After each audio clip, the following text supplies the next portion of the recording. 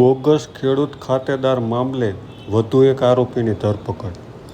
માળિયા મિયાણા તાલુકાના સરવડ ગામના તલાટી કમ મંત્રી અજય વિજયભાઈ ખાંભરાએ માળિયા મિયાણા પોલીસ મથકમાં સરવડ ગામના વતની મહેશ પ્રભાશંકર રાવલ તેમજ તેના આધારે ખોટું સોગંદનામા થકી બનેલા બોગસ વારસદાર, બોગસ વારસો આંબો બનાવી જમીન ખરીદનાર, બોગસ વારસાઈ એન્ટ્રીમાં મદદ કરનાર સહિતના નામે ફરિયાદ નોંધાવી હતી.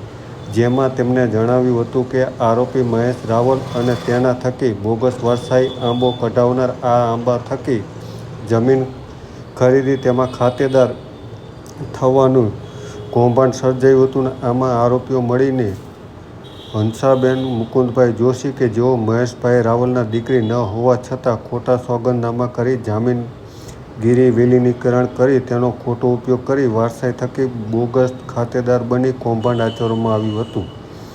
તલાટી કમ મંત્રીએ માળિયા મિયાણા પોલીસ સ્ટેશને ફરિયાદ નોંધાવી હતી. આ પ્રકરણમાં પ્રથમ મોરબી જિલ્લા પોલીસે તપાસ કરી હતી, પરંતુ તપાસ સંતોષજનક ન લાગતા CID ક્રાઇમને તપાસ સોંપી હતી.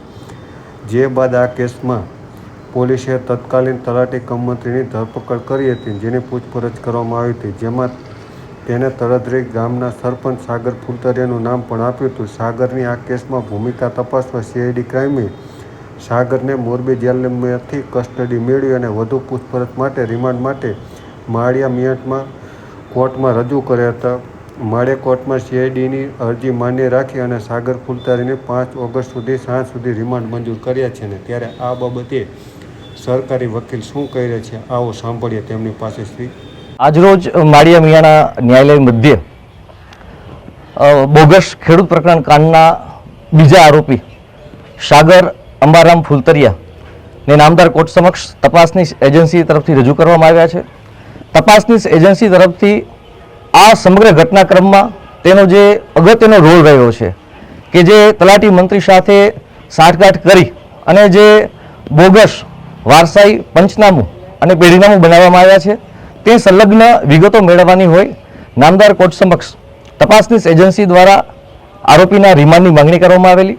નામદાર કોર્ટ તરફથી આવતીકાલ એટલે કે 5 ઓગસ્ટ 2025ના સાંજના 5 વાગ્યા સુધીના રિમાન્ડ મંજૂર કરવામાં આવેલા છે. સાહેબ, રિમાન્ડ કયા મુદ્દા હતા?